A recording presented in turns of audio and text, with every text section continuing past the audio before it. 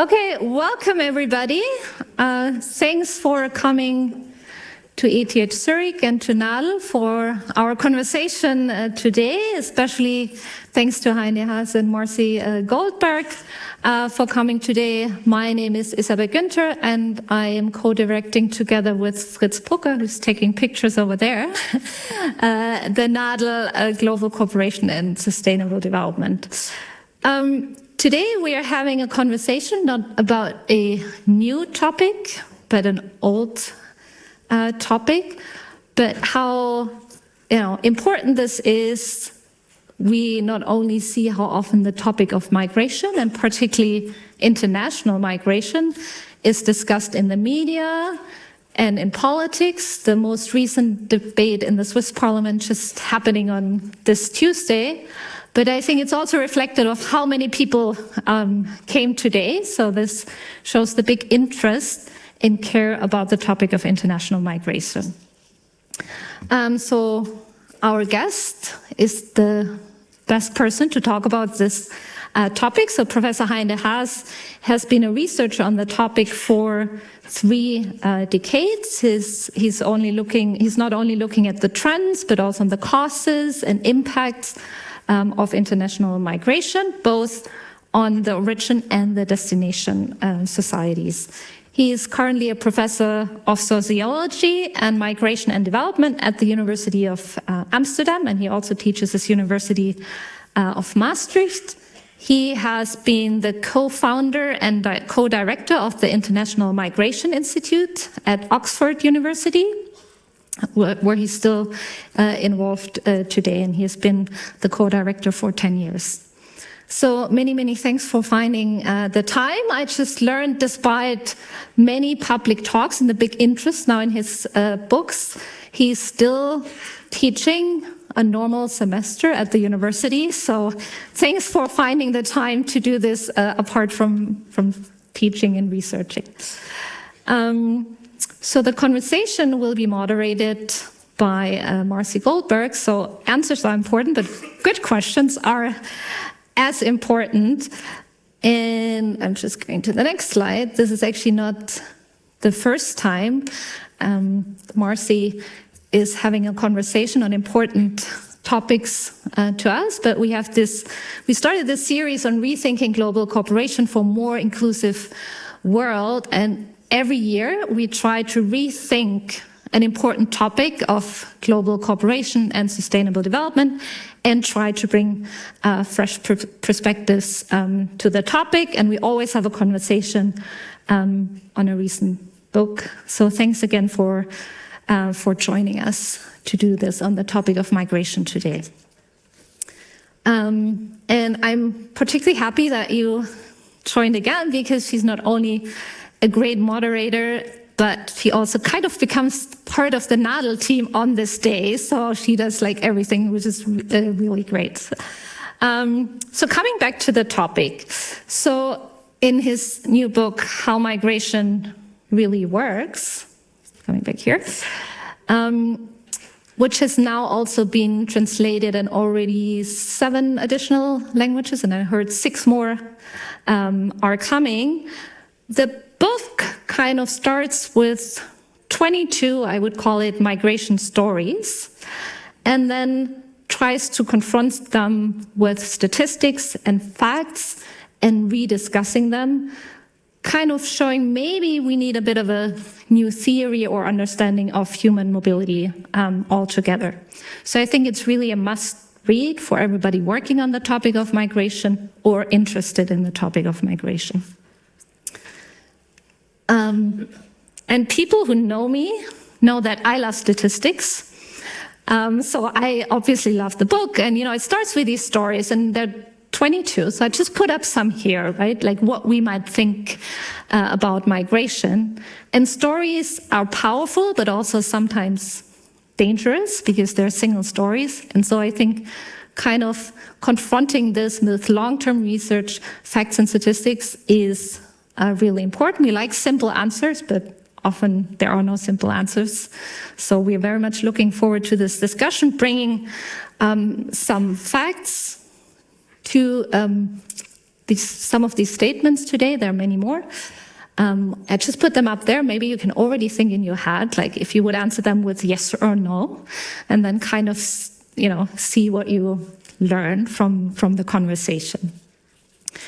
And I always think this is so important that we have the same facts when we have discussions or debate, right? Because we can only have a good constructive debate if we start from the same facts, and then we might still come to different conclusions how we think about things. But I think that's why a book like this is so important. So now we'll have first a conversation between Marcy and Hein, and then we'll open up the floor to you to ask questions, and I'm sure you'll have many. The rules of the game will be explained later by Marcy again, but again, it's Q&A, so questions. Just remind this for the second phase. But first, we listen to the conversation. Thanks again for coming, and I hope you have a very interesting, inspiring evening, and I'm sure you will have. Thank you.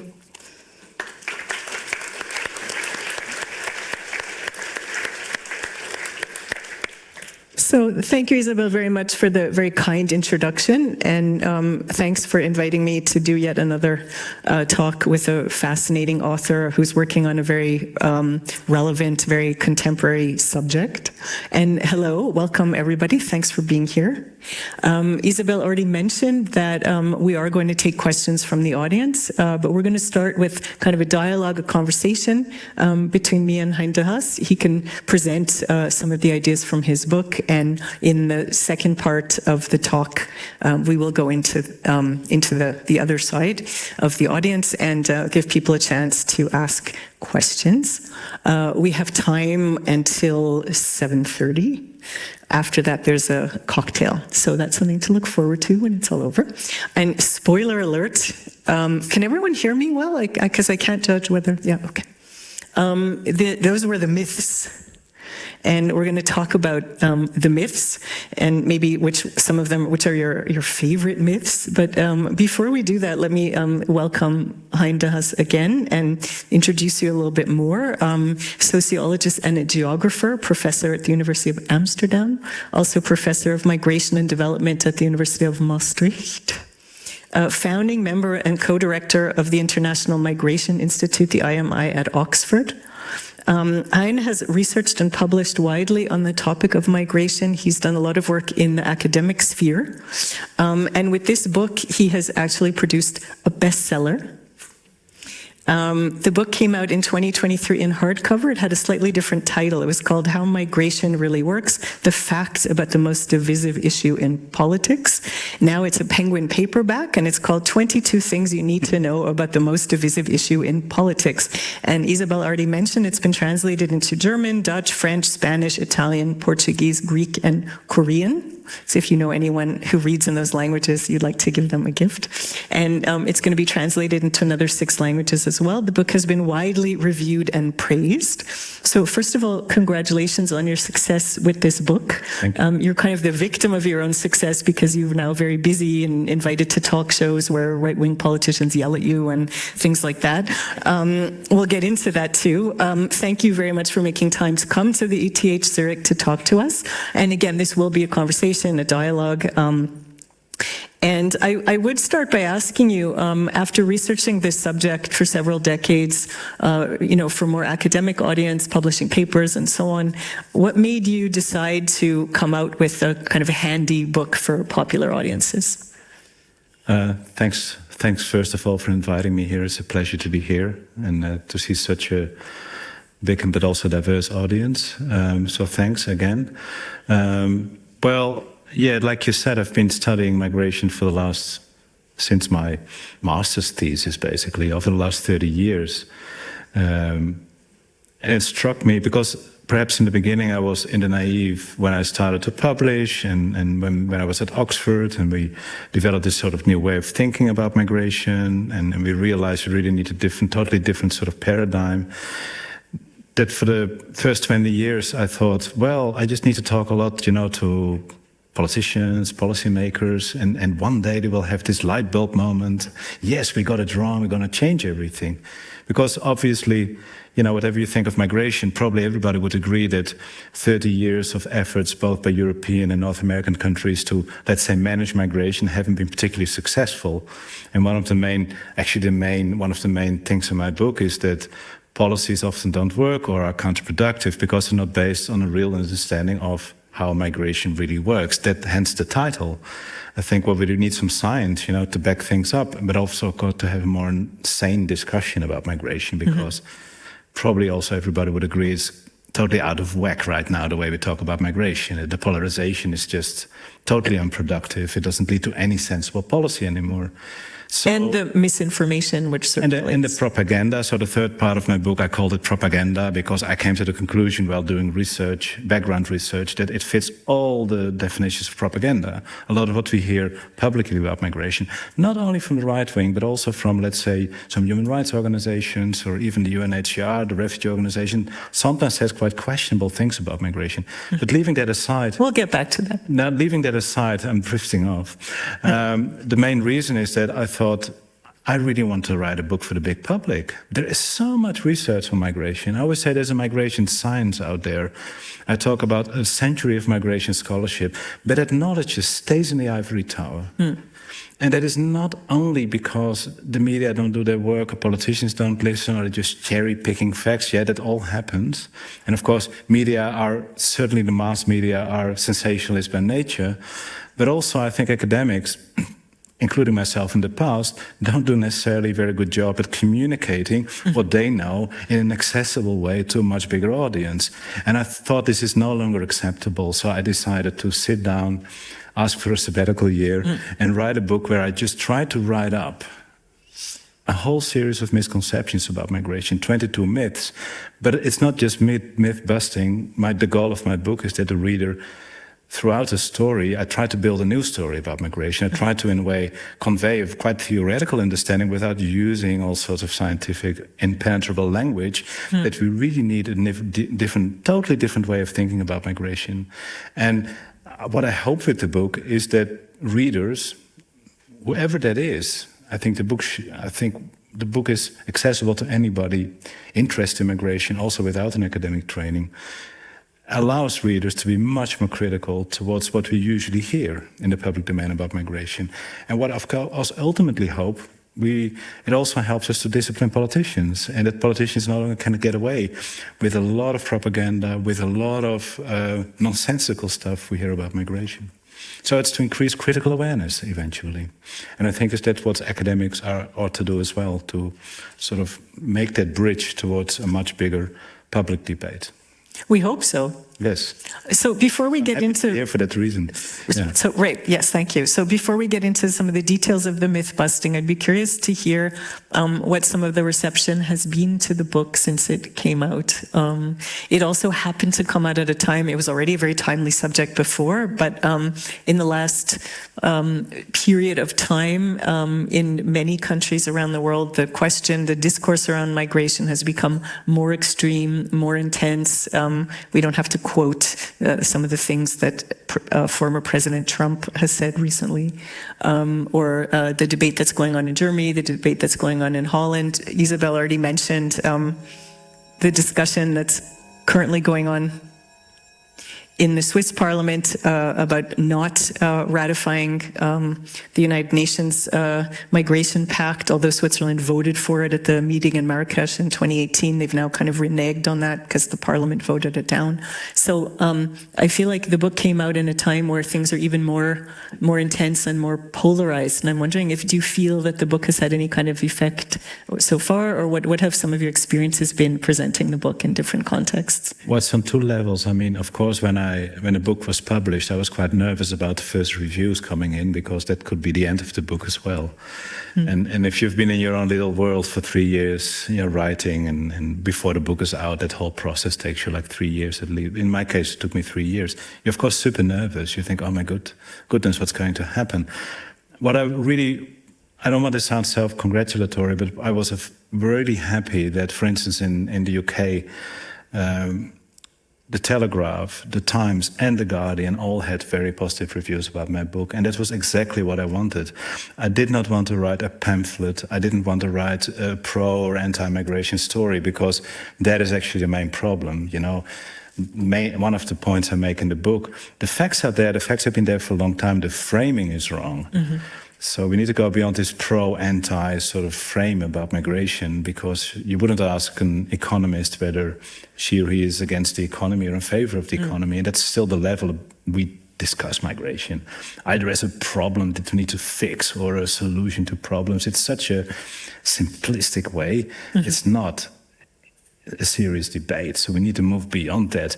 So I criticize both on the left and the right a whole series of ideas about migration, and that was picked up by the reviews. That really made me happy. Also happened in other countries. So I got interest not only from, you know, let's say progressive left-wing circles into my book, but also from more centrist or right-wing sort of also from politics in that sense. So I was quite happy about that. That the book, in a way, I think resonates with the way it's been received, actually is what I hoped for. So that makes me very happy. Well, the second thing, what impact does it have? I think it would be very naive to think, oh, you publish a book and then all of a sudden everybody starts to change their minds, because the narratives we hear about migration are very much driven by interests. Interests of politicians to win an election, interests by organizations, for instance, human rights organizations or refugee organizations, that try to push a particular narrative that serves their interest. Well, that shouldn't surprise us. So politics is a different métier, it's a different profession than being an academic. And I think what I, of course, hope for, and it's impossible to say now, but what I really hope that, let's say in 10 years, I could sense that the book has shifted the way many people think about migration. And that sort of insights take much longer to sink in. That's not something you can measure. However much it's very much fashionable in the sort of neoliberal university to want to measure impact. But in my view, it doesn't work like that. So some of the insights I've put out earlier on, can discuss it later, already 10, 15 years ago, I can feel that it's spreading, let's say. But I'm not the only one, some other colleagues as well. So, but that sort of scientific insights take time to, in a way, sink in. So that is bound to be a more gradual process. I mean, the book is very well grounded. You have a whole giant section at the end with all the footnotes and so on. But has anyone tried to kind of like argue against it or attack it or?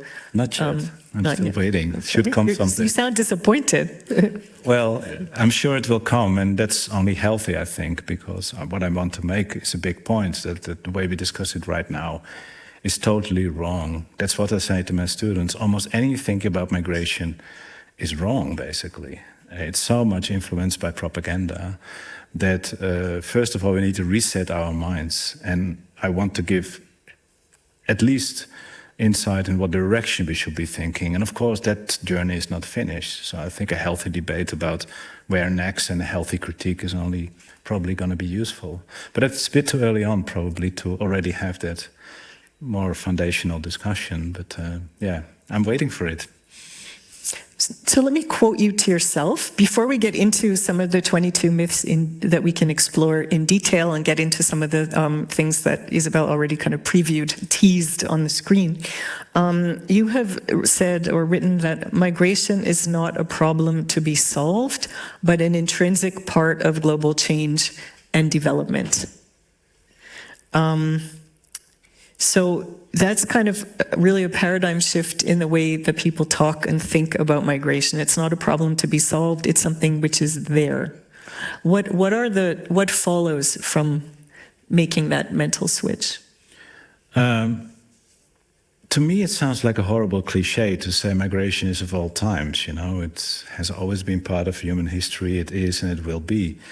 I'm almost hesitating to say that, but in a way we cannot emphasize it enough, because in the public domain, migration is indeed often seen as a problem to be fixed. Like we need to stop it, but also, let's say in progressive circles, you can hear arguments like we need to make sure migrants don't have to leave, we need to use aid, you know. It generally seen as something we need to fix or stop or regulate. But there's also, in the pro-migration camp, this idea that migration can solve all sorts of problems, like aging, for instance, or that migration can fix problems of low economic growth or innovation, or can increase... Pay for people's old age pensions. Old age pensions. So there is this pro-anti camp. That pro-anti framing is very harmful because both camps are cherry-picking facts. So the nuance gets out of the window. So yeah, we need to normalize our understanding of migration in the sense of migration is an intrinsic part of development, of social transformations that have always been there. So as long as societies are shifting, which they always are, and particularly in these times, let's say the whole complex, what we call the modern transformation, since the Industrial Revolution, complete change in the way we live and make our livelihoods, obviously. The most obvious example is urbanization and the massive migration process from rural to urban areas. That is the real migration story, actually. Some of that mobility goes across borders, but like 4/5 of all the migrants are actually within countries. So it's happening in China. There are different estimates around, but there are at least 280 million migrants within China. And these are mainly people who move from rural to urban areas. That happened in the past in Europe too, and it's happening right now in many other countries in the world. So Africa, for instance, is urbanizing really rapidly right now. That is the real migration. And that example shows that you cannot think of that whole process, that modern transformation, urbanization, without thinking about migration. And not the other way around. You cannot understand the modern experience of migration without realizing it's part and parcel of a much bigger transformation. Said differently, you don't have to like it, but it's happening anyway. You cannot stop it. So many people are always going to move around and not stay, in the place where they were born. It doesn't mean you cannot do anything with regulating, but if the goal is to stop it, it's bound to fail and it's bound to have very, very counterproductive effects. So the same for international migration. So it's grounded in much deeper, perhaps we can talk about it later, transformations that totally defy this idea. And this is probably the most fundamental point, that we have this familiar way of thinking. It's often called push-pull models that sort of see migration from an origin country perspective as a sort of response to human misery, hunger, underdevelopment, inequality, wars, high birth rates. It's kind of pushing people out. That is a very stereotypical image people have, and it's influencing debates a lot. It is tied up with very, very, I would say, colonial stereotypes even about, let's say, a whole continent like Africa, for instance. But actually, if you look at the evidence, it's a much more complex story.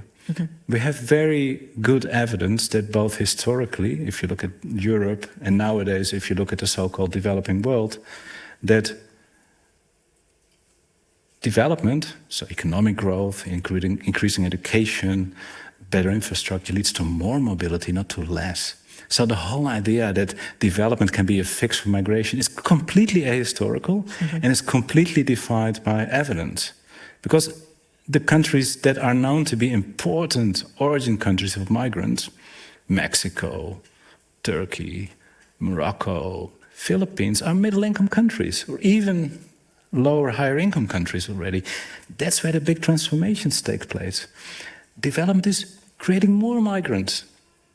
And look at the high skilled, look at around in this room. Who's a migrant here? Are you miserable?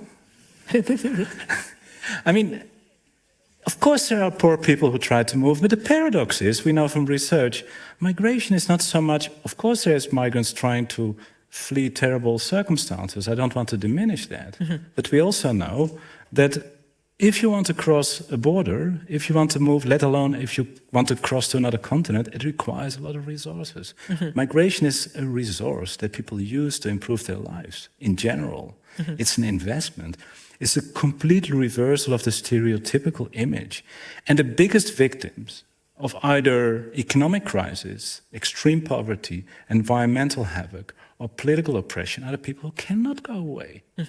It is people who get stuck who are the biggest victims.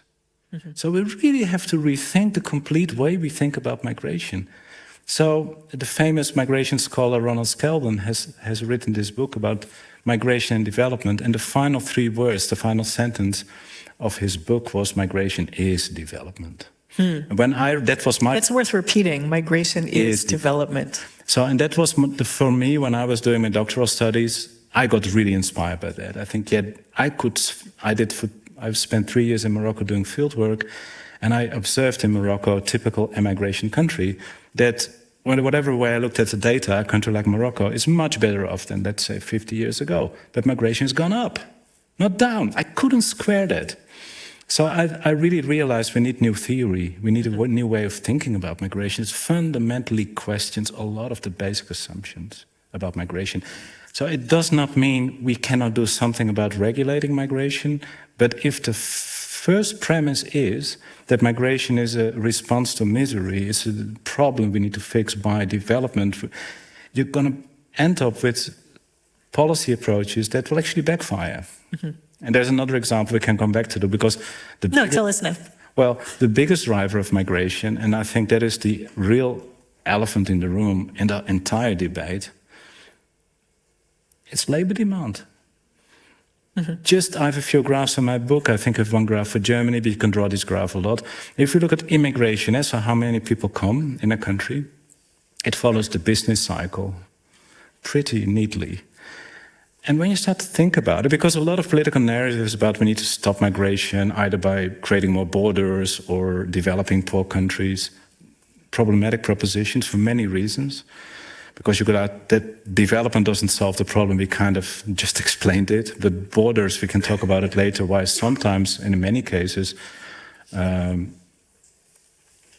border restrictions that are not based on the knowledge of migration often backfire. The biggest single driver of immigration is labor demand.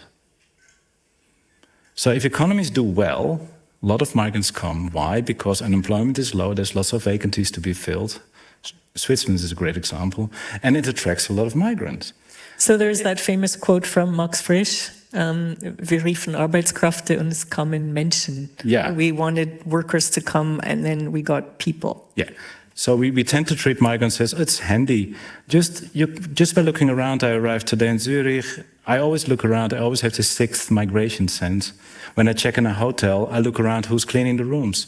When I'm in a restaurant, who is serving me my food? Almost anywhere, also here in Zurich, it's migrants, very clearly. But isn't it also dangerous to assume that you could tell by how someone looks whether they're a migrant or not? Yeah, perhaps, but I mean, it's fairly open secret that a lot of migrants work in those sectors. I don't think I'm necessarily racist by saying that. I wasn't saying that you were, I'm just... No, I mean, it's a known fact that this is the case, but to finish that story, what I often say to policymakers, well, the economy is basically driving immigration. You cannot have two things at the same time. You have this successful economy, this open labor market on the one hand, and on the other hand, you don't want a lot of immigration. So I always say that by far the best way of reducing immigration is to wreck your economy. But that's not what we want, right? And that is the exact conundrum in which politicians are these days. So if I look around in the Netherlands or the United States, there is no openness to acknowledge this basic fact. Because you could say on the right, you often have, well, it's very clear, we have this threat narrative, right? Migration is this big threat coming out to us. We need to close the border even more. On the left, you hear often different narratives about this. We need to develop poor countries. We need to do the root causes of migration. Or they're all refugees and need to be helped, a sort of victimizing narrative. What I find so astonishing is that the biggest reason why we have, for instance, so many illegal border crossings, US, Mexico, or across the Mediterranean, is this huge gap between the economic reality and policy. So there is a huge level of political hypocrisy about the issues. Because I can no longer stand politicians shedding crocodile tears about migrants dying at the border, portraying them as victims of smugglers, whereas their own very policies have created this conundrum. Because it is an open secret that both in Europe and the United States, there's a huge toleration for migrants doing all sorts of bad jobs, often migrants without papers. And when I looked up statistics about labor enforcement, I found a smoking gun evidence that actually politicians talking tough on immigration don't really want to do something about it. Just one statistic. I cite it in my book, is the number of employers in the United States. I think there is 11 million employers in the United States. The number of employers that get prosecuted on an annual basis for employing undocumented migrants is somewhere between 15 and 20.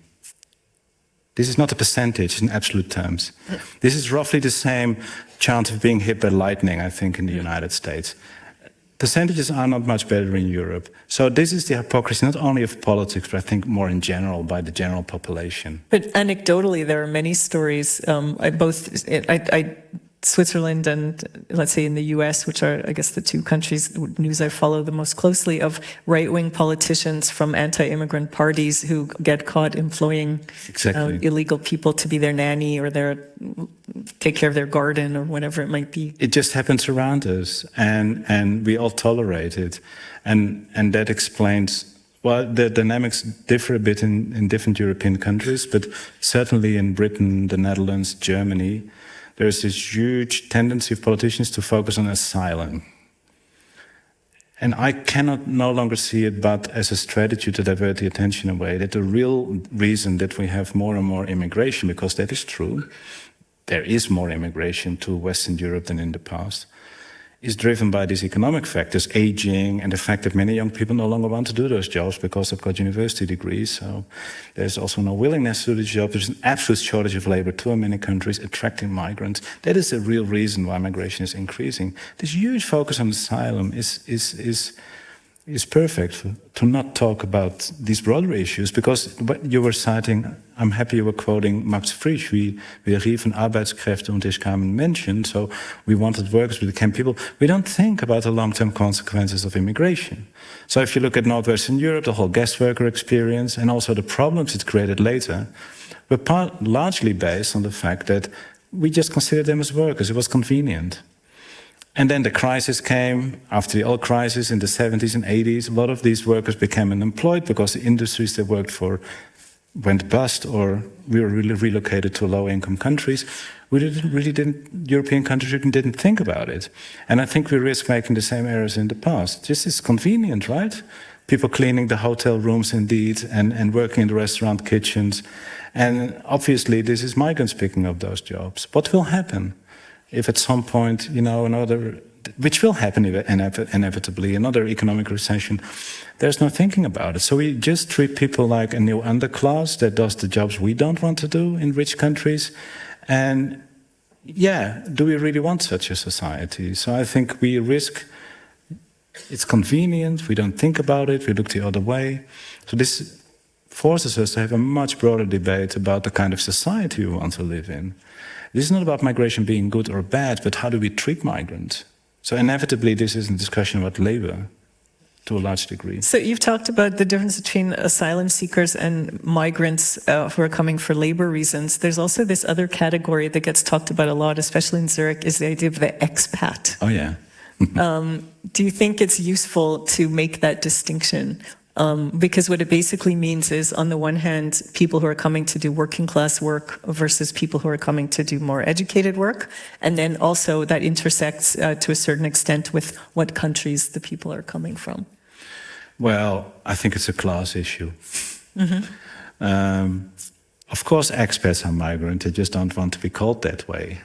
I mean, the label migrant has been more and more this negative label now that is associated with lower skilled workers, often non-white. That is the sort of imagery that's being created in the political sphere around what migration is. So I think this self-labeling of expat is quite convenient for a group of migrants that is high-skilled, that doesn't want to see themselves like that, the so-called desired migrants. And if I can be a bit provocative, this is usually the least integrated form of migration. So migrants are being criticized in Northwestern Europe a lot for not speaking the language, not adapting, but actually most lower skilled migrants do their best to fit in. There's a lot of expats also in Amsterdam that have been there for 10, 15 years, still don't speak the language. So also the narratives about migrants have to integrate are very selectively applied. Just one anecdote from the Netherlands. During one of the municipal electoral campaigns, there was the mainstream Liberal Party had two election posters. One was, "In Rotterdam spreken wij Nederlands." In Rotterdam, we speak Dutch. Clearly targeting the lower skilled migrant workers like from Turkey, Morocco, they better speak our language. And another one was, "Why expats vote VVD?" in English. And to me, that summarizes the way we selectively treat the so-called high-skilled migrants. Fine, you can come, you don't have to learn the language. You even get tax deductions in the Netherlands and many other countries. Or you can even get a residence permit if you invest so and so much money in the economy. So this is really beyond race. This is really class. It is really, you're welcome if you're coming with some skills. And then the targeting, and I think this is harmful, the political portraying of lower skilled migrant workers as the non-desired migrants, the fortune seekers, the people we don't need. That is a sheer lie if you look at the economic reality. Look at what happened with COVID. Who were the essential workers all of a sudden? These were the people doing the real job where you actually have to show up. All the high-skilled workers could stay at home behind the terminals and still do the work. How essential is that work? Good question. But the real work, everything to do with food, right? Who harvests the vegetables? Who's slaughtering the animals? Who's preparing the food in the restaurants? Who's delivering the food at home? To just highlight one chain of the economy. And a certain category of medical worker as well. Yeah, medical workers, lots of services, more in general, taxiing. Of course, there's also native workers there, but the representation of migrants is very high, and in many cases, quite some undocumented migrants. And for a few months, for 1 year, perhaps there was some recognition of that, but now we forget about it. Who's cleaning houses in big cities all around in the Western world and beyond? Migrant. Who's taking care of kids and elderly people? Often migrants. And often migrants without rights or without papers, and we tolerate it. So that I find the biggest political hypocrisy around migration. But it's not just the politicians we can blame. Most middle-income people are involved in that business themselves. They may employ migrants indeed to clean their own houses, and they probably have their meals delivered for such a low price in their parcels because migrants pick up the work. And I think that's... People also have to look in their own eyes. It's not just about blaming politicians. We need a more honest debate. Let's talk about the politicians again, though, because one of the interesting points that you make in the book is that it's being for or against migration is not necessarily a right or a left-wing issue, yes. That it kind of divides the political parties. And if you look, there are some kind of left-wing populist movements that tend to also use anti-immigrant rhetoric in the sense of, they're taking our jobs, unions and so on. And also in terms of the economic arguments, there's people who, for ideological reasons, see migration as a threat, but there's other people who like what it does for the economy. So there's also arguments in the kind of neoliberal or conservative sphere. Can you speak a little bit about that? Yeah, I'm happy you raised that topic because it is often thought that the right wing is anti-migration and the left wing is pro-migration. That is very much on the rhetoric level, perhaps true. But one of the interesting findings of a big research project I conducted with my team in Oxford, we tried to measure immigration policies and we tried to measure how they've changed. So we analyzed 6,500 different migration policies and we basically coded them and we tried to see, is this a more restrictive or less restrictive? And we drew two conclusions if we analyzed migration, the evolution of migration policies since the 1950s. First of all, big surprise, immigration policies have become more liberal, not more restrictive. Despite what politicians tell you, we've basically opened the doors. We've made it easier, even certainly for higher skill, but even for quite some lower skilled categories. Because behind the scenes, of course, employers will tell politicians, well, we have a lack of workers, we need those. So lots of doors are opened without this being really put in the newspaper. We hear a lot about stopping boats, but at the same time, lots of doors are being opened. The second conclusion was that there was no significant difference between right and left-wing governments in terms of the kind of policies they pursued. And the explanation, more from political science, is pretty well established in the literature, is that both the left and the right is internally divided on the immigration issue. The right is kind of divided between, let's say, the cultural conservative sort of currents within those parties that obviously see migration as a threat for the cultural and religious sort of homogeneity of destination countries. But there's also very powerful business lobbies, which are particularly powerful in the right wing, that actually want more immigration. They say it's an influx of cheap labor, it's convenient. So, but on the left, you have, of course, what I call the sort of humanitarian kind of left-wing progressive idea that we need to welcome refugees and we need to defend the basic human rights of any migrant once in.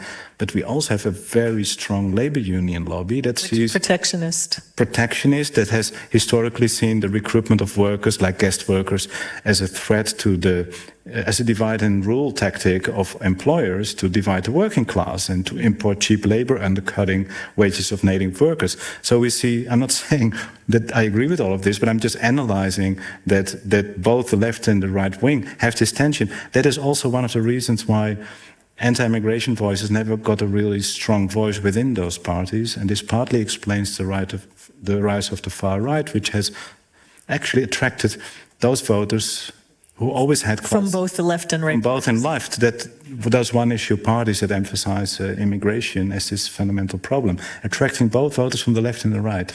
Yeah. So that is what's happened. It's not necessarily so. That's another chapter in my book, that long-term opinion research doesn't really show that people have become more and more anti-immigration. The reality is there has always been people against immigration. There have always been a xenophobic element in the vote, but they now have a political home. I'm not saying that's a good or a bad thing, but that's what's happened. So that is also why in the reality of policy making is much more complicated than just closing borders. That is mainly a rhetoric. In the practice is much more complicated. Many borders have been opened. So you've talked about Brexit as a very interesting test case of how things can go very wrong. Yes. Compared to what the politicians thought they were accomplishing or pretended that they were going to accomplish. Can you tell us a little bit about that based on your research? Yeah. So the simple idea is you make it more difficult to cross the border so less people will come. It seems to make a lot of sense, right? And that was the idea behind Brexit. Because when I was still living in Britain, it struck me that in Britain the debate was not so much, at the time at least, about immigration from outside Europe, which is very much the focus of Northwestern Europe debates, but it was about Eastern Europeans working in the UK. And that was being portrayed as the main cause for a whole series of crises in the UK, like the housing crisis, healthcare crisis, and so on and so forth. Very questionable if you look at the evidence, but that was the political sort of narrative that drove a big part of the Brexit vote, because the logic seemed very simple. You close the border, but the only way to stop Eastern European immigration into the UK was to get out of the European Union, because you cannot stop European citizens from coming in, because it's a fundamental right of European citizens to live anywhere in Europe. Mm-hmm. So let's get out of the European Union. Whether you're in favor of Brexit or not, it seemed logically consistent argument. This is the only way we can stop and reduce immigration. Spoiler alert. What happened? Well, what happened, net migration, that is the number of people coming minus people going back, was around 200,000 in Britain in the pre-Brexit years. In the post-Brexit years, it shot up to 745,000. It almost quadrupled. Why? Brexit did stop free migration from Eastern Europe. It did not stop the huge labor shortages, which particularly after COVID anyway, we had this huge labor crunch because many people working in those jobs did not return to those jobs, native workers. Huge labor shortage with economic recovery all in the Western world, and certainly in Britain, but also in the healthcare sector, for instance, because the NHS, the National Health Service, is more and more dependent on migrant workers. Doctors, nurses, but also, of course, the informal service sector, agriculture. They still had to fly in planes of Eastern European workers, but also some other things happened. Once you close a border, you cut off inflows to a certain extent. Yes, you make it more difficult to come, but you also cut off people returning. So if you're saying if the border was more flexible, people would just sort of come and go. That is what is happening within Europe. Mm-hmm. So what we have seen in the United States is not a good example. Before they started to build those fences were not built by Donald Trump. That's not a form of political propaganda most people have started to buy into. That already happened under Bush Sr. and Clinton, etc. But so what's happened, the US has more and more focused on border enforcement over the last 30 to 35 years. And it has actually turned a circular flow of Mexican workers who would just come to the United States to work for a few months or years and then generally go back, not everybody, but would go back and forth. It's like in the past between North Africa and Southern Europe. Why would people stay? They earn some money, they go back, and they build a house or start a business or get married. Some people will stay, but most people go back and forth. That's like it's happening within countries. The moment you put in those borders, what we've done is to turn this circular flow into a permanent settlement, because the more difficult you make it to come, the more migrants tend to stay. The moment the migrants decide to stay, what do? They bring over their family members. So you get this migration multiplier. So if the causes of migration remain in place, like this labor demand and the fact that we tolerate people doing all these jobs, or in some cases war and conflict, actually a border can in many cases lead to more migration, more net migration, more people staying. The complete opposite of what those policies were meant to do. And this is an inconvenient message, because people say, oh, you say we should just open borders. No, I said, that's not what I said. I say, if you just put in a border without thinking about long-term consequences, you can end up with the whole thing backfiring. So we need to think of migration in a more scientific way. You know, we also know... So what would be your solution? There is no good solution. Or your proposal? I don't have a proposal. Okay. No, that would be too easy. I can go into that now, what I think we need to be looking to in the future. But that's not one sentence. That's going to take us 5 or 10 minutes. Because it doesn't do justice. The question is a good one, and perhaps you're curious. And so let me ask you one more other question first, and then we'll get back to that. And after that, we'll open up, because, it's my job also to keep track of the time. There's one other myth in particular which I would like you to comment on, which is the idea that we need immigrants to fix the problems of aging societies. Oh, yeah. That's a very famous pro-migration argument. You know, migration is not bad, no, it's great. We need more migrants. So because we have an aging society, and not enough children. We don't have enough children. That's an argument you hear more and more in Europe again. All the childless cat ladies. Exactly. Shame on us. Yeah, exactly. And but even if all of a sudden those childless cat ladies would all get lots of children, we know it takes another 20 years before, or 25 or 30 years before all these new babies are entering the labor market. So even that wouldn't fix any problems for the next generation. Actually, it would create more demand for teachers, nannies, and all. So it would be another baby boom. Something like that. So that's not a short-term fix, but migration is neither. It has been calculated by the United Nations Population Division already 20 years ago, the levels of migration you would need to compensate for the effect of aging. And it depends a bit on the country, but you generally need levels of 5 to 10 times higher of immigration than we have right now. It's completely unrealistic. Practically, but also politically, obviously, it would be unacceptable. But also unrealistic, because where are all these people going to come from in the first place? Aging is a structural change in the structure of population that is becoming a global phenomenon. So a lot of origin country migrants are starting to age themselves. And this is going to affect the whole world, and we have to be able to live with aging as a permanent feature of our societies. And there is no quick fix, but also many people say it isn't necessarily a disaster. We just need to think about more flexible ways of working, flexible pension, perhaps all sorts of ideas people have about that. But migration cannot fix that issue. So that is also why perhaps we can talk about the future from here. So actually, maybe one more question, another myth, and then we'll get into your solutions. There is this also myth that migration causes a housing crisis. Oh, yeah. Is that also a thing in Switzerland? Now, anyway, in the Netherlands, that's a huge issue right now. I know it's been in Britain, this idea that, because we have so much migration, that is why housing is becoming so difficult.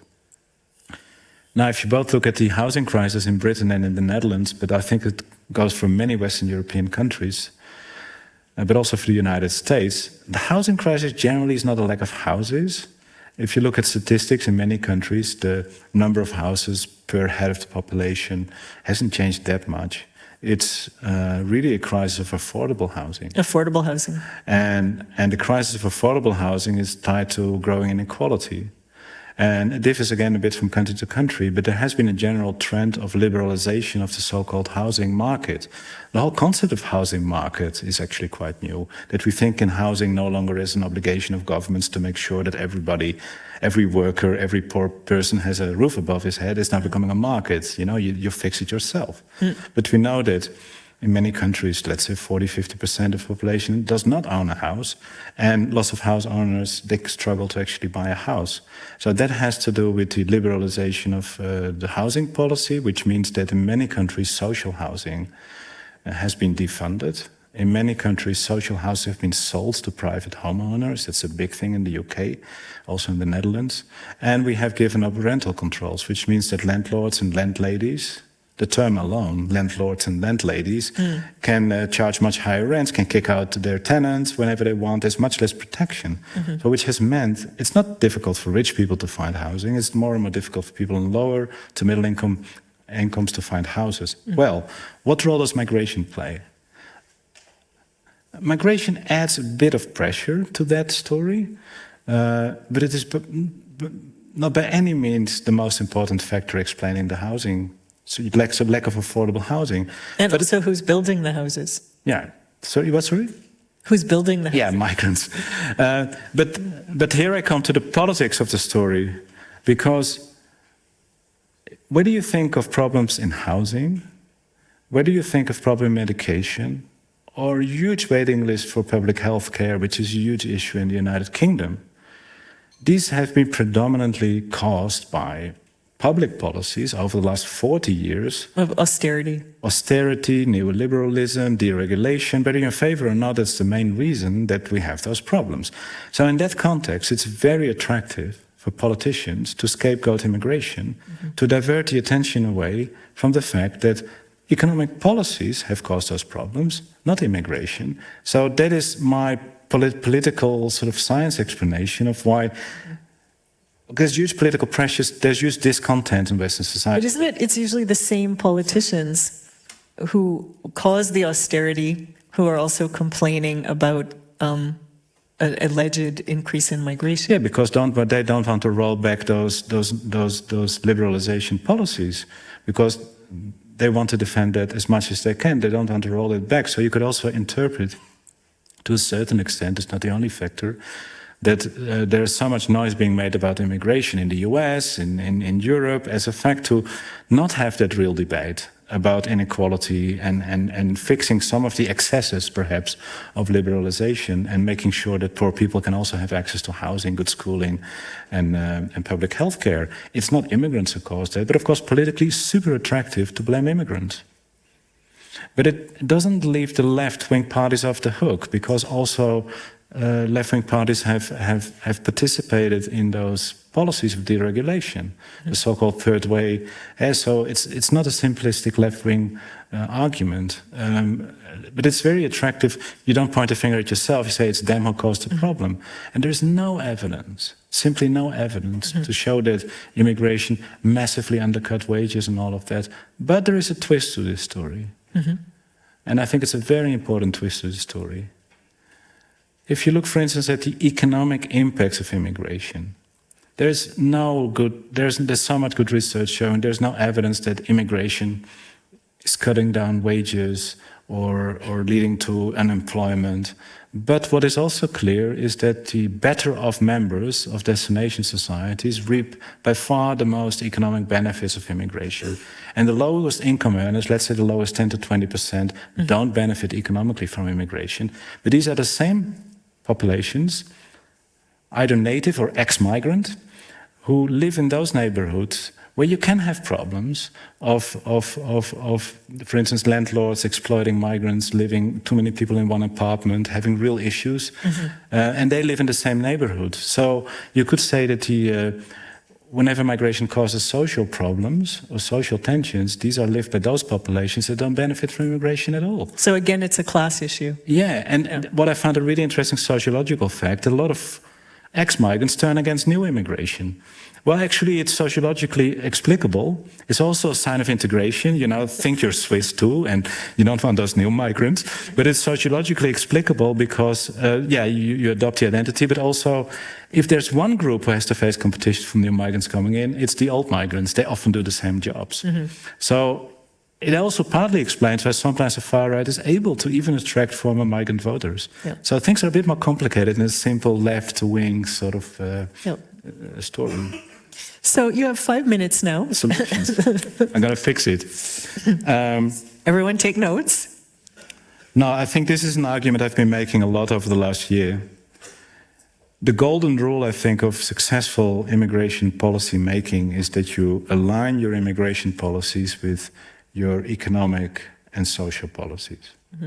So I already said that there's a fundamental contradiction, and one of my mentors and a great migration scholar passed away 2 years ago, Stephen Castles, has once said, you cannot end, there's a fundamental contradiction between the big meta trend over the last 40 years to liberalize our economies, to liberalize our labor markets on the one hand, and on the other hand, you want less immigration. Just closing a border is going to drive migration underground. It can actually lead to all these unexpected effects that make the policy often backfire, people settling permanently, getting this new underclass, like getting all these problems, segregation. You don't want that either. So you either, if you want to keep that open economy, the deregularized labor market, that's not up to me, I'm not a politician. But if that's what we want as a society, you better create legal channels for those lower skilled immigrants. So they don't have to migrate illegally, they don't have to end up in situations of exploitation, and we avoid the creation of a new underclass, and we in a way repeat the guest worker experience. By clinging on to what they're just going to stay temporarily, we know we're fooling ourselves. This is a way for politicians to sell their immigration policy. It's just going to be temporary. Didn't we hear that 40 years ago as well when we were talking about guest workers from countries like Morocco and Turkey? This is a way to sell it politically, but it's not, quoting Max Frisch, not considering people as people who probably will stay. Or And have children and, yeah, you know. if you really want less immigration, again, it's not up to me. I don't want to be a politician. But if a politician would ask me, what can I do to reduce immigration? So, well, you have to tighten your labor market rules. You have to take back control of the labor market again. You have to make it much more difficult to recruit migrants, which was actually the case in the past. Because when the guest workers came to Switzerland, to Germany, to the Netherlands in the 60s and 70s, the unions had much more influence in making sure that those workers had similar rights as native workers. We live in an entire different world. Yeah. I'm not saying we should do either or the other. We can also find a solution in the middle. But this, what I call political hypocrisy of not acknowledging the fact that we've created an economy that is chronically dependent on the continuous influx of migrant workers, is fundamentally at odds with political narratives that say we have to stop this. Because last summer I was both in Morocco and in Turkey, and young people would just, I've done a lot of field work, particularly in Morocco, people would just tell me, there is jobs out there. They know that. They know that from friends and family. Yeah, and we do take risks. And we are willing to take those risks. So this is my problem with politicians shedding those crocodile tears. Well, you created those policies, and don't blame the smugglers. Because the smugglers are service deliverers. Well, there can be criminals amongst them, there can be people deceitful, but they do deliver a service. Migrants hire smugglers because they want to cross the border without being noticed. That's why smuggling is there. So the discrepancy between our toleration of the exploitation of migrant workers, both without and with papers, is of course attracting migrants to cross borders. And if we don't allow it legally, people come illegally. But I want to make one point, because one final point is that very important to keep this in mind. 3% of the world population is an international migrant. 3%. 3% of the world population. 3%. That percentage has not changed over the last 50s. And it was probably higher a century ago. So in the last 70 years, that number has stayed constant. On the global level, but there has been a big change. I want to make that sure as well. We come from 4 centuries where Europeans were the ones who moved all around the world with, as colonists, missionaries, soldiers, and later on normal migrants. Of course, without asking permission. That's why I call this the biggest illegal migration in human history.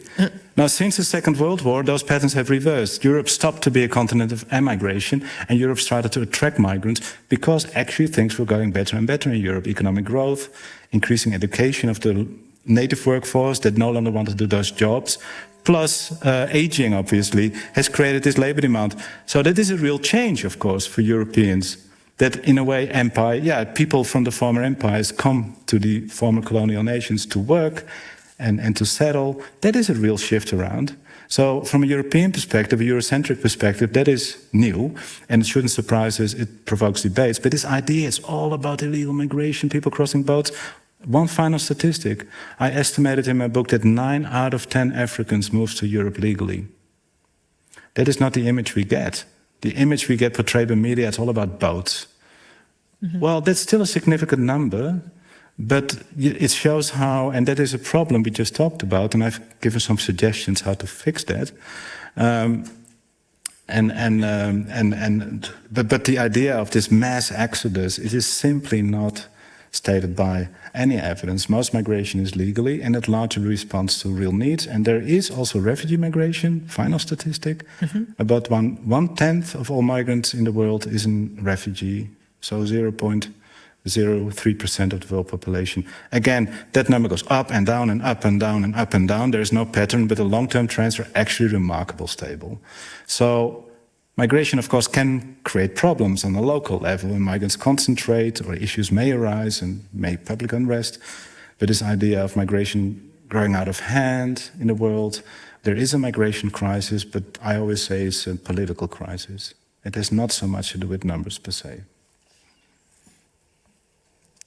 Is that... That was it. Okay.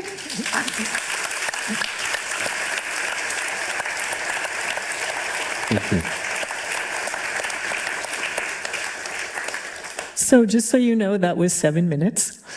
We still have a good half hour for discussion, for questions from the audience. Isabel, I'm wondering if could you maybe put the slide back up that had all the myths listed on it? That would be maybe interesting to have that as a background.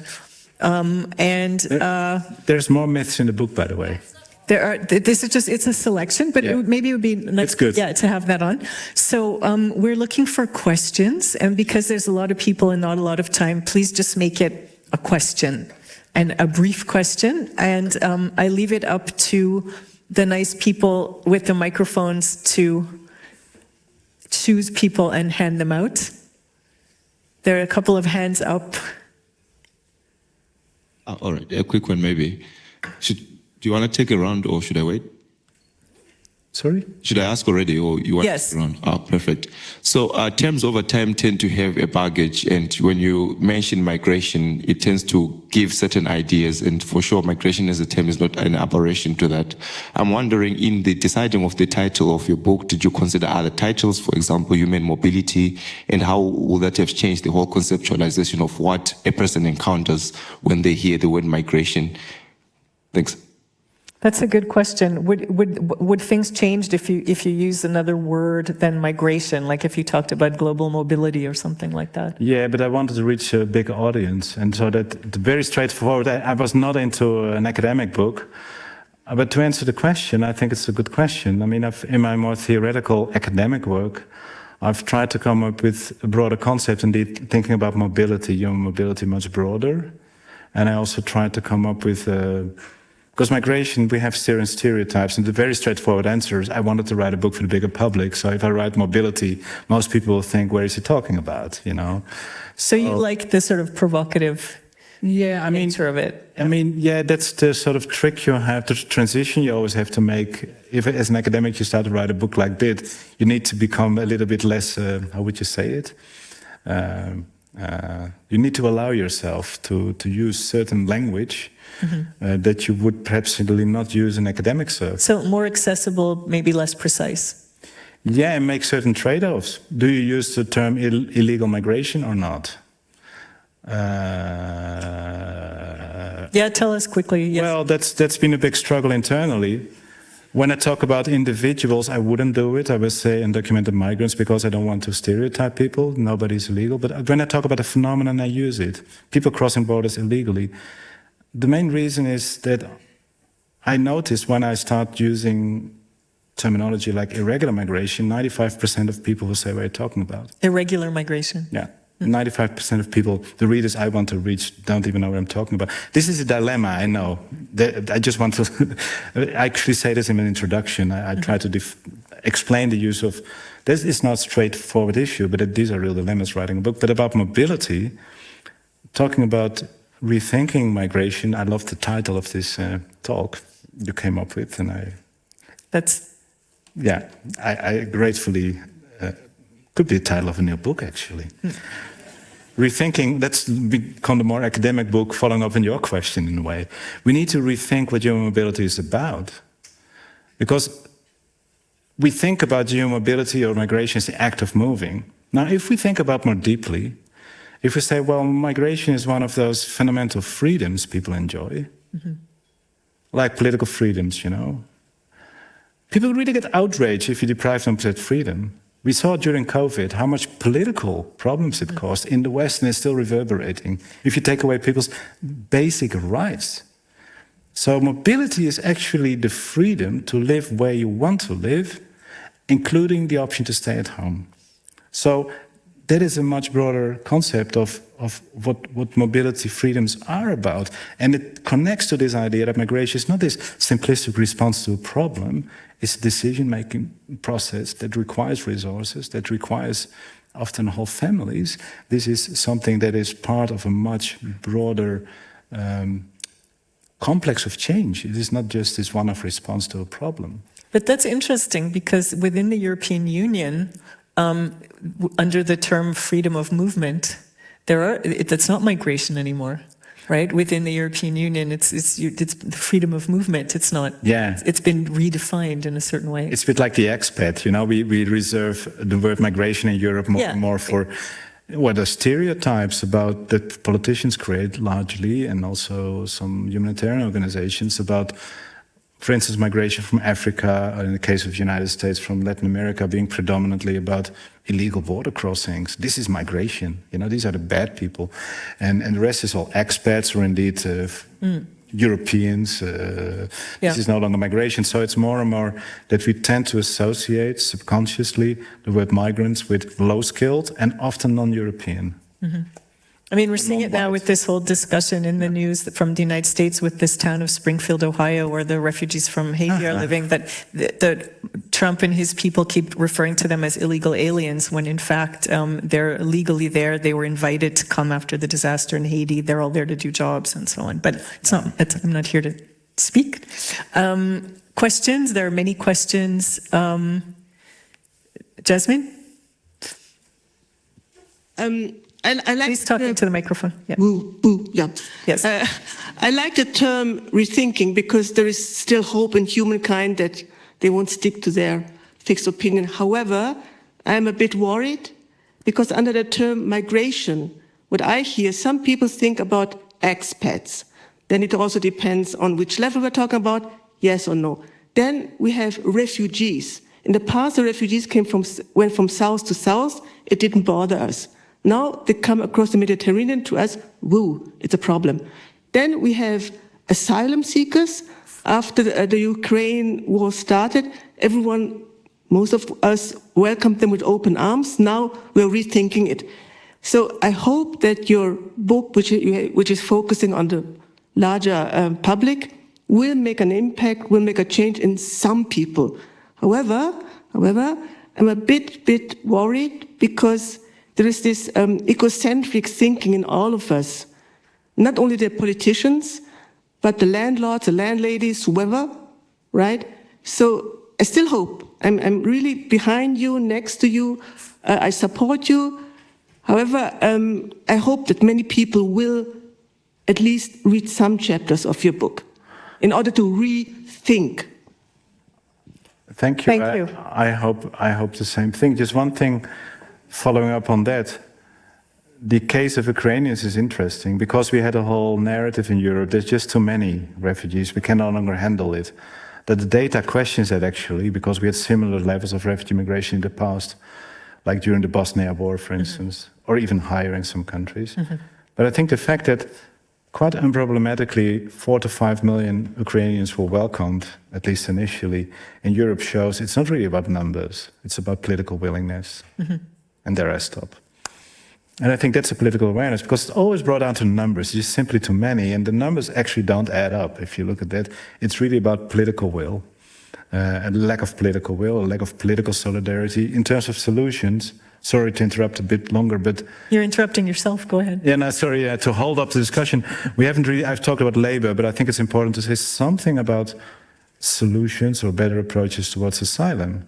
You know, we know that 80 to 85% of refugees stays in their own region. Actually, the vast majority of refugees stays in their own country, the internally displaced.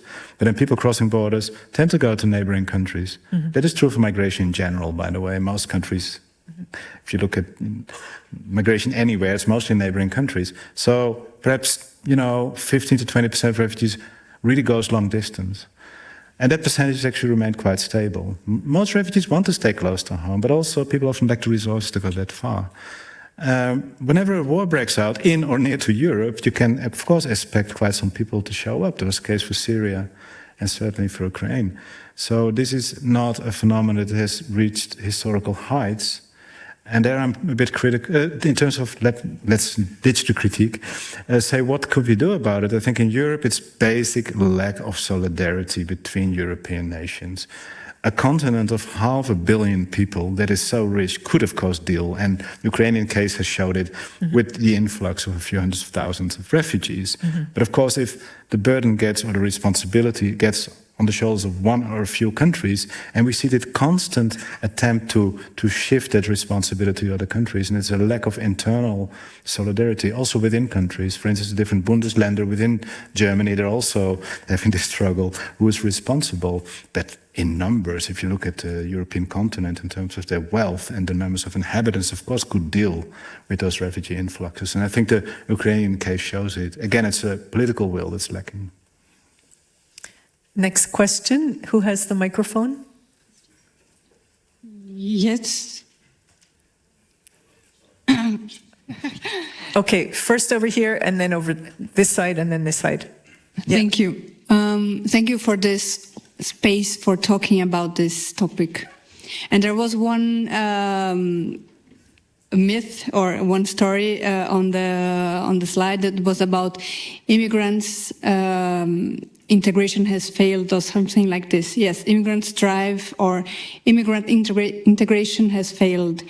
And my question is, what does it actually mean to you nowadays to be integrated in a society? Because there are many aspects that we immigrants, we do not maybe feel integrated, even if we know the language or if we study or if whatever reasons. But there might be something that we need to consider, right? And that's my question. What's your opinion and your position on what do we need to consider? What does it mean to be integrated? Yes. Thank you. Is this a question of definition or is it more statistics? No, I think it's about definition. It's about conceptualization. Well, my intuitive response will be participation. But that means that receiving society should be open for you to participate. I think it's a bit of a cliche you often hear, perhaps particularly in left-wing circles, that integration has to come from both ways, which to a certain extent is true, but the reality is also that it's particularly the migrants who have to do most of the work, learning the language and to fit in and all of that. But of course, if receiving society is exclusionary, excludes groups, you get segregation. Yeah. So what I tried to, when I was reviewing the evidence, you could, I think, particularly when you look at the longer term, actually most migrants do really well in terms of education, participation, paying taxes. Migrants want to belong in a way because migrants are in a way exceptional people. They don't tend to be the poorest, they tend to be the more entrepreneurial people who migrate, who want to take risks and often have a very high motivation to succeed. It goes wrong, and this is what is called in the literature downward assimilation. Downward assimilation? Yeah, in the American literature, they use the word assimilation. Yes. Different kind of connotation. Yeah. Let's say downward integration. The point, and this was the theory is developed by the well-known American-Cuban sociologist Alejandro Portes, who said actually all migrants integrate, particularly when you look into the second, third generation. You find very little kids of migrants who want to go back to the so-called origin country that they barely know. They all speak the language. He says it matters what class they integrate into. And I think that was smart. Because we have this homogenizing concept of integration into the mainstream. What is the mainstream? Because destination societies are highly stratified in different socioeconomic classes. So we come back to class. The real question is, in what class do migrants integrate? So in a way, all migrants integrate, or almost all of them do. But of course, if migrants are not allowed, and there's huge, really good evidence about youth discrimination against migrants and children of migrants in the labor market.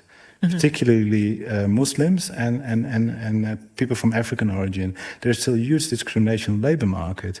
And of course, that could exclude groups, and particularly when those groups live in neighborhoods that are rather segregated, can lead to problems down into the second and third generation, which is called by exclusion. But integration, in a way, they have integrated, but in a particular subsection of the destination. But there's also the issue of citizenship, right? Because in some countries, if you're born in that country, you're automatically a citizen. In other countries, you have to fight to get citizenship. Yeah. Switzerland is in the second category. Yeah. So that people are living here in the second or third generation and they still don't have a Swiss passport. Yeah, there's very good research showing, which I'm citing in my book, that these integration policies actually don't matter that much. Well, language courses is a good idea for governments to offer for free, but the single best way to integrate migrants is giving citizenship. And there's research that if migrants know they will have access to citizenship even before getting it, they will do even more their best and will be even more motivated to learn the language and to fit in. Because and so a lot of policies that are right now being proposed in Europe to not give refugees permanent residence, to make acquisition to citizenship more difficult, is going to impede upward integration, I call it. It's going to invite segregation. That's not a good idea from a perspective of. And it's interesting that the same politicians often concerned about integration are now policies of which we know empirically it's going to be bad. And it's going to lead to exclusion and, if things go wrong, to segregation. Yeah, here in Switzerland, there's an initiative right now, the Fair Initiative, to try to make it easier for the 25% of the population that doesn't have the Swiss passport to get the passport and be able to participate in voting. Yeah. So citizenship is key. Yeah. We have time for a few more questions. There was the gentleman who already has the microphone. You're next. Yes, thank you. So you mentioned that economic growth and migration are highly correlated with each other, which means that the better the economy, the more economic growth, the more immigration to a country. Now, there are certain countries that have experienced large economic growth throughout decades and have been quite closed to the idea of letting in immigrants. So such countries are, for example, South Korea and Japan. They have very low immigrant levels. Now the question is, how has this worked out for them, and what lessons can we in the West learn from that? That's a good question. I guess the first part of the question would be, is it really true that they have such low immigration? Yes, Japan, I actually use the example of Japan in my book, that when I make the argument in my final chapter that countries do have a choice to a certain extent, there's going to be a twist to this, that you could say that Japan, although also Japan couldn't avoid immigration entirely, because Japan in the beginning had really this idea, we cannot use them, you could still say that Japan has structurally lower levels of immigration than most Western European countries. This is not only a matter of geography, plays a role, it's not only a matter of language and sort of relatively perhaps lower attractivity for many ways. It is also a matter of Japan. It has a way more regulated economy and labor market. And that's exactly the point I wanted to make, that Japan has made very different choices. And Japan also seems to have settled for a lower growth scenario more generally. So I'm not saying you have to have these huge levels of migration. I'm just saying if you want this open, flexible market economy with deregulated labor markets, with the gig economy, the platform economy, with all these part-time bad jobs, you're going to create a demand for labor migrants because they're the only ones picking up those jobs. You could make a choice for lower growth, much more labor market regulation, a much more controlled economy, much more influence of the state. And that's in a way, particularly the Japanese scenario. There's a twist to this. Right now, immigration is rising fast, both in Japan and South Korea, and they seem to be catching up. This is still going to take 20 to 25 years. And there was quite some interest also for my book in East Asia for that reason, because the demographic reality of those countries is even more pressing than in most European countries. But South Korea has the lowest fertility levels in the world. No, replacement level is 2.1 per woman. In South Korea, it's 0.8 right now. Combined with this growth, it is really leading to rapidly increasing immigration to those countries, sparking a huge debate, of course. But immigration is going to be even less of a solution in the future because the global economy, the global population is aging, and in the future the question may no longer be how do we stop them from coming, but how can we actually get people? because more and more countries are experiencing aging. More and more countries in the world are starting to attract migrants. Turkey already became an immigration country before the war in Syria. Mexico is developing into a destination country for Central America. Some North African countries, same things are happening. Where are all these future migrants going to come from? I don't know. Microphone to ask a question? Go ahead. Yeah, thank you. I work in international development at NADEL, and you forcefully make the argument that development is not a way to solve migration. I totally take that point. I don't think development should be done for that purpose. There's a lot of other reasons to do development, but not that. And all your evidence about middle-income countries, you need money to migrate, all that, I totally take that on board. But at the same time, as you pointed out, in fact, you just mentioned with Mexico and Turkey, and earlier when Europe changed from a sending to a receiving region, it's because of development. So is it not, in the end, would that not have the effect of reducing migration if we have a more equitable global economic panorama? I mean, it's a non-linear relationship. You're right. I mean, that's also what I argue in the book. So what you see when countries transition, let's say from low to middle income, all forms of migration go up, whether from rural to urban or international, indeed, because not just resources, but also aspirations. You know, people have extra education, ideas of the good life are changing, so it rises both capabilities and aspirations to migrate. Of course, beyond a certain point, emigration tends to go down and immigration tends to go up, like you were sketching, and countries transition from being an emigration to an immigration country. And it may well be true that in the future, we actually see in highly developed countries or rich countries that also internal mobility is going down. So beyond that whole rural-urban transition, we may actually have relatively lower levels of mobility than we've seen in the past. So in the long run, your argument seems to be right. But let's say, if you think about the foreseeable future, let's say the coming first or second, one or two generations, any form of development as we usually see it in low-income countries is still going to produce more instead of less migration from those countries. But other countries indeed will become destinations.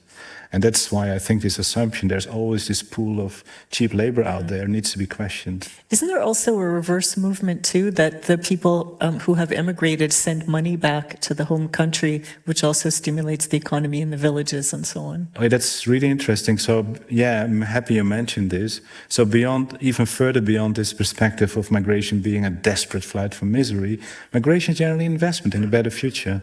And this is why migrants are willing to suffer, to endure circumstances of exploitation, not to justify them, but that's a reality because they have the long-term in goal. They're in for the long haul.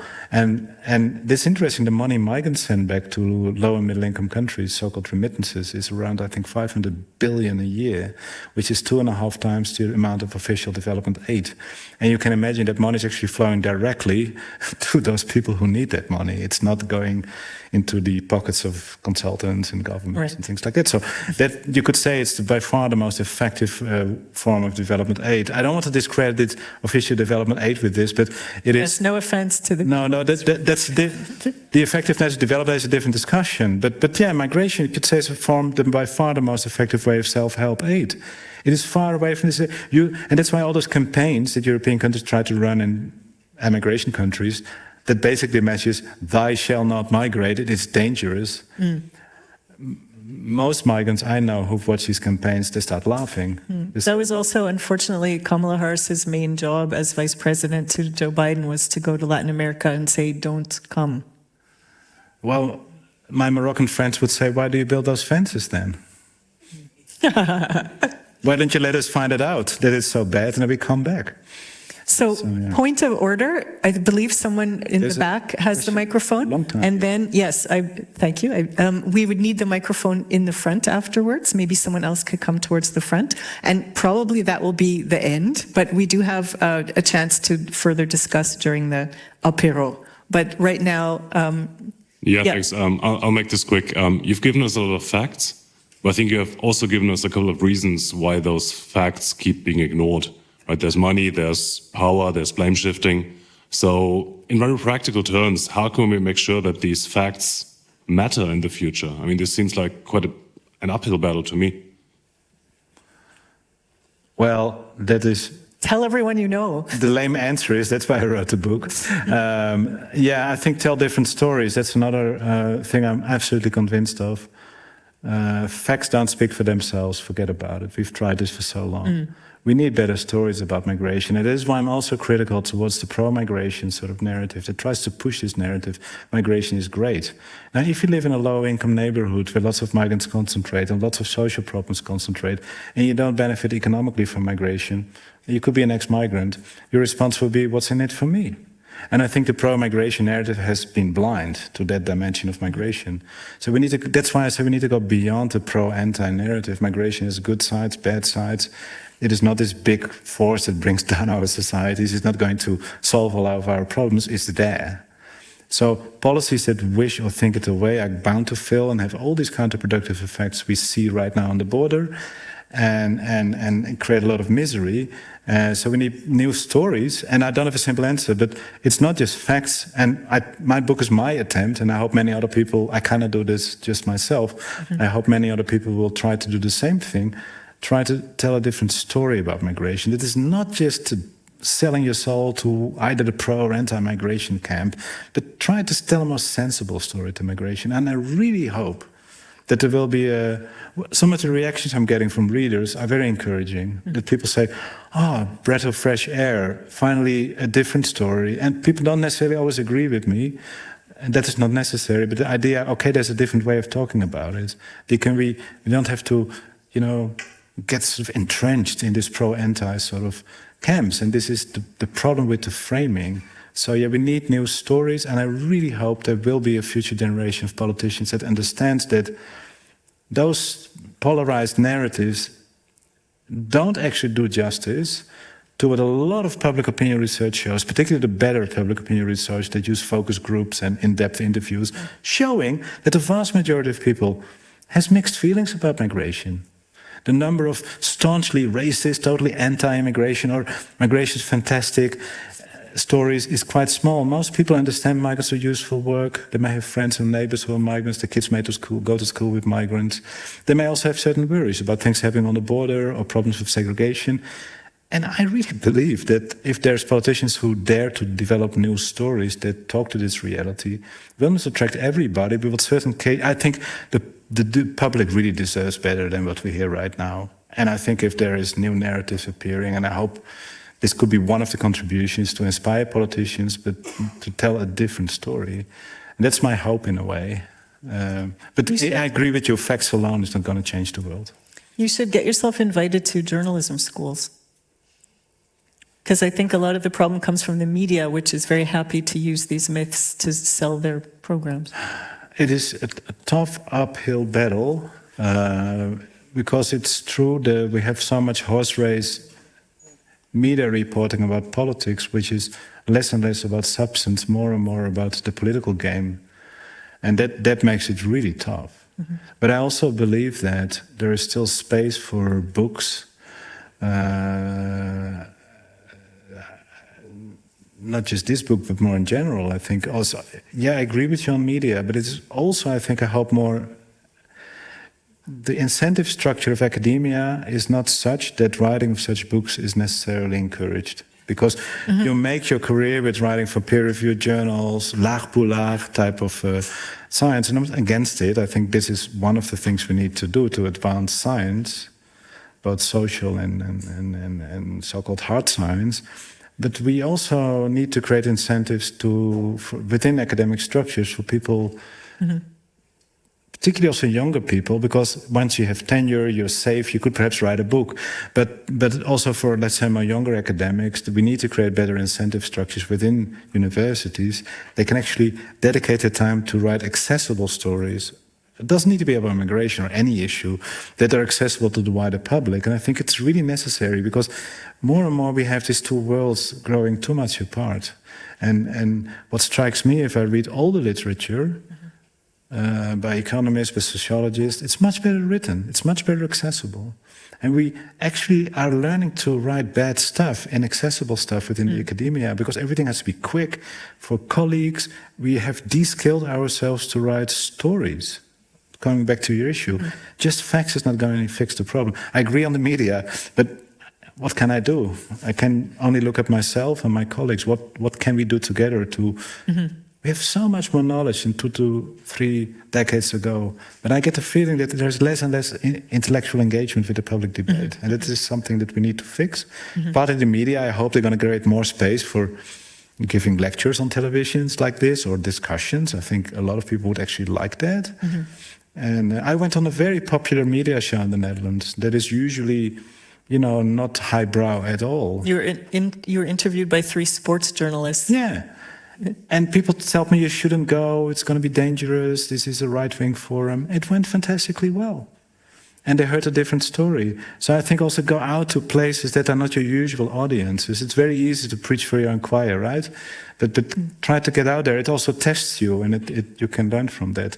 Start to dialogue about topics like this with people who are not necessarily of your background or your opinion. It can be very instructive, I think. So we're on the verge of going over time, but we will take this last question. Make it a good one. Okay. It will be, I think so. My name is Sibi Sow from Senegal, West Africa. I just have a very deep question for you. And I'm glad to be here and to be able to ask it. Because recently in Senegal, we have a lot of youth who just take the boats and risk their life. We lose a lot of people in the Mediterranean. Young people who just go, take the boat, and also pay a lot of money to reach this side, and they risk a lot of lives. For example, 10 days ago, we just lost 36 people who just take off from a boat. And those boats were meaning to be artisanal fishing boats. And they are using it because it's the only way they have to reach their dream. And it's a dream who's been sold out to them. And they just take these boats without thinking. And I just want to ask, what can we do to reduce it at least? I cannot say stop it because we cannot control everything, but what can we do to reduce that? Yeah. Thank you. Thank you for asking that question. Thanks for the question. I mean, the Mediterranean, but also the Western Atlantic has become by far the most lethal border zone in the world. So we talk about tens of thousands of people who died in the Mediterranean, but this is not a new story. Actually, it goes back to one particular year. The smuggling industry started in 1991. Why? That was the year that Southern European countries introduced immigration restrictions, visa restrictions for North and West Africans as part of the Schengen dynamic. Since then, I mean, I'm getting a bit older. I see just coming in old wine in new bottles, politicians saying, oh, we need to crack down on smuggling. And what we see, oh, now it's being celebrated. Italy has finally sealed off their sea border with Tunisia. That's a new narrative. I've heard this so often. What is basically happening is that migration routes are shifting all the time. So when they started controlling at the Strait of Gibraltar between Morocco and Spain, it shifted eastward to Libya, then to Tunisia, then to Senegal, across to the Canary Islands. I'm talking about 15 years ago now. And then it shifted back to Morocco, and then through Turkey, and then from the Italian coast, and then to Malta. So we see it constant shifting. The reality is the following. Unless Europe turns into one big North Korea, which we won't, I hope. Hopefully not. We cannot control the tens of thousands of coasts we share. We're not Australia. Geopolitically, we're just too close. It's a complete illusion we could ever do that. Secondly, and that's the sad reality, young men and women will keep on taking those journeys as long as they know that once they arrive in Europe and there's a risk they take, they could actually pick up a job and they won't be sent back. Most of them won't be sent back.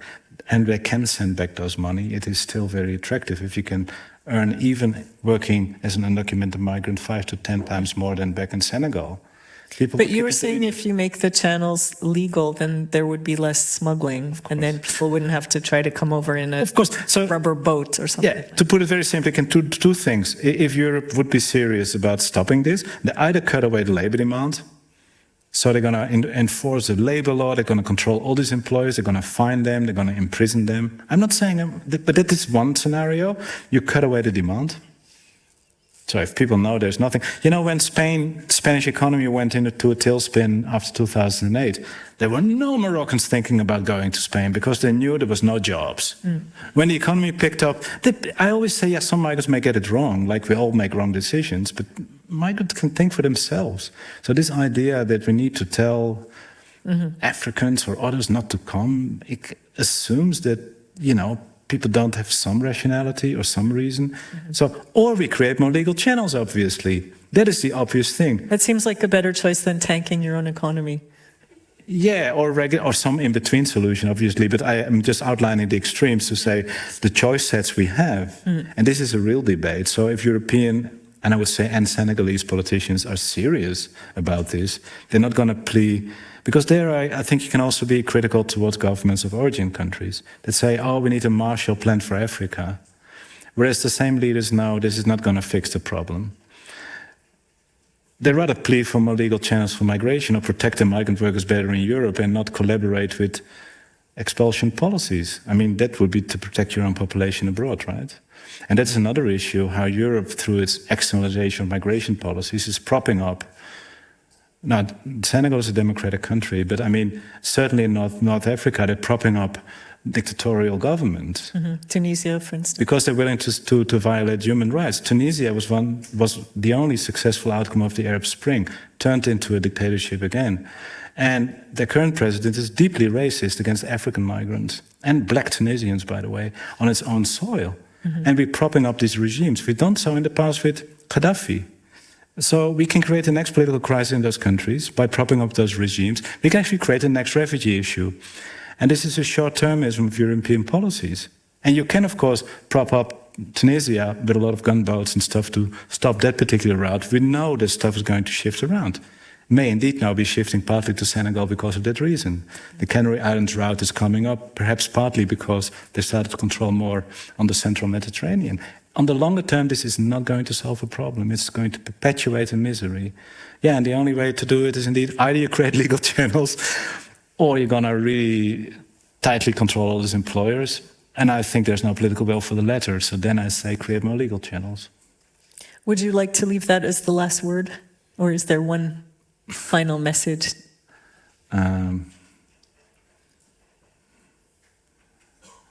Well, I think just to re-emphasize that point, that we need to go beyond this simplistic pro-anti kind of framing. We need to see migration as a normal phenomenon, and that's not a judgment, it's just scientific fact. A scientific fact. It doesn't mean you're pro or anti.